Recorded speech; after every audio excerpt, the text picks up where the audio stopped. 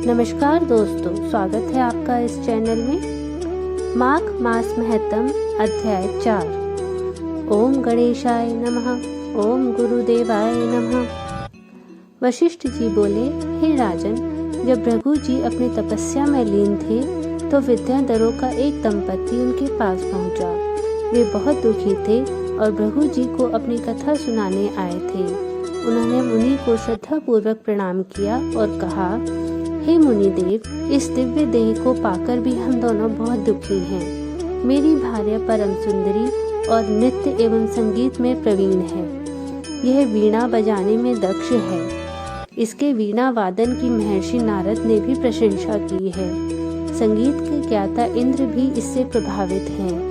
भगवान महादेव भी इसकी संगीत विद्या से प्रसन्न है। ऐसी परम सुंदरी गुणवती भार्या को पाकर मैं भी सुखी हूँ। कहाँ यह रूपवती मेरी भार्या और कहाँ व्याघ्र के मुख वाला मैं इसी चिंता से परेशान एवं दुखी रहता हूँ। उस विद्याधर की बात को सुनकर त्रिकालज्ञ भृगु जी मुस्कुरा कर बोले, हे विद्याधर, हर प्राणी को कर्मों के अनुसार फल प्राप्त होता है। जो ज्ञानी होते हैं वे मोह नहीं करते और जो अज्ञानी होते हैं वे मोह में फंसे रहते हैं। जिस तरह यक्षिका के पांव विषम है, उसी तरह अधूरा कर्म दुखी करता है। पिछले जन्म में तूने माघ मास की एकादशी का व्रत करके द्वादशी को तेल स्नान किया था। उसी के कारण तेरा मुख व्याघ्र का है। राजा पुरखा ने भी तेरी ही बातें भूल की थी। इसी कारण उसको कुरूप देह प्राप्त हुई थी। राजा अपनी कुरूपता पर बड़ा दुखी था। वह गिरिराज के समीप देव सरोवर पर गया। उसने स्नान किया और तपस्या हेतु कुशा के आसन पर बैठ गया।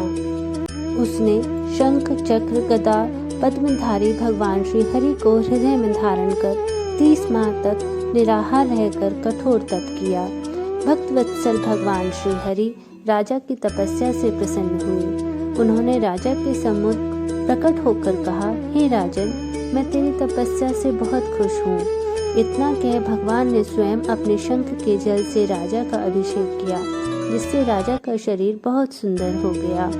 भृगु जी बोले, हे विद्याधर, यह सब तेरे पूर्व जन्म का ही फल है। यदि तुम वास्तव में इस रूप को त्यागना चाहते हो तो माघ मास में मणिकूट नदी के जल में जाकर स्नान करो। तब तुम अपने पहले पाप से मुक्त हो सकते हो। इस नदी के तट पर देव मुनि सिद्ध निवास करते हैं। तेरे भाग्य से 5 दिन बाद ही माघ मास प्रारंभ होगा। तू स्नान की विधि ध्यान से श्रवण कर पौष शुद्धि एकादशी से ही प्राणी को त्रिकाल स्नान निराहार रहते हुए पृथ्वी पर शयन करना चाहिए। भोग विलास त्याग कर जितेंद्रिय हो माघ शुक्ल एकादशी तक तीनों समय भगवान विष्णु का पूजन करना चाहिए। तू भी ऐसा ही कर तो तेरा मनोरथ पूर्ण हो जाएगा। द्वादशी के दिन मैं स्वयं आकर तेरा अभिषेक करूंगा। निश्चय ही तू कामदेव के समान सुंदर हो जाएगा। इतना कह भृगु जी ने फिर कहा, हे विद्याधर, माघ स्नान प्राणी के समस्त पापों को नष्ट करने वाला है। इसका फल तप और यज्ञ से भी श्रेष्ठ है। पुष्कर, कुरुक्षेत्र, ब्रह्मवट, मायापुरी, हरिद्वार, काशी, प्रयाग, सागर संगम में 10 वर्ष तक निरंतर स्नान से जो फल प्राप्त होता है, उस प्राणी को माघ मास में केवल 3 दिन के स्नान से ही प्राप्त हो जाता है। जो स्वर्ग की कामना करते हैं वे मकर के सूर्य में स्नान करें। इससे आयु, आरोग्य, रूप, सुख, सौभाग्य की प्राप्ति होती है। जो नर्क और दरिद्रता के भय से करते हों वे सदैव माघ स्नान करते रहें। उन्हें नर्क और दरिद्रता का भय नहीं रहेगा।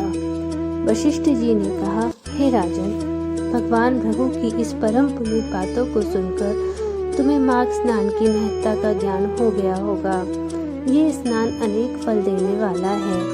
सकाम अथवा निष्काम भाव से प्राणी को चाहिए कि वह माघ मास में स्नान करे। उसे इस लोक में समस्त सुखों की प्राप्ति होगी और वह परलोक में भी समस्त सुख पाता है।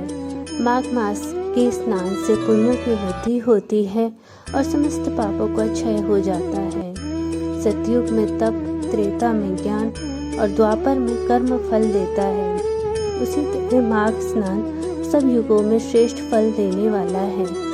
यह स्नान समस्त वर्ण और सभी आश्रम वालों के लिए फल देने वाला है।